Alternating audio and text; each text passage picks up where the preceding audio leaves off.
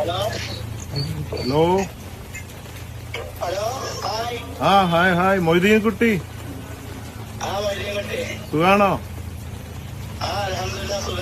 എവിടെ, റോട്ടിലാണോ? അപ്പൊ റോട്ടില് ബോധം കെട്ട് വീഴരുത്. ഒരു കാര്യം പറഞ്ഞ 10 ലക്ഷം രൂപ അടിച്ചിരിക്കുകയാണ് ബോച്ചേട്ടി ലക്കി ഡ്രോയിലൂടെ. വേണ്ടേ? എന്തൊരു സന്തോഷമില്ല. ആവശ്യമില്ലാന്ന് തോന്നുന്നു. പൈസ അത്ര അത്യാവശ്യമില്ലാന്ന് തോന്നുന്നു. ആണോ? കണ്ടിട്ടൊരു കാശുകാരനെ പോലെ ഉണ്ടല്ലോ ഞങ്ങള് കണ്ടാല്.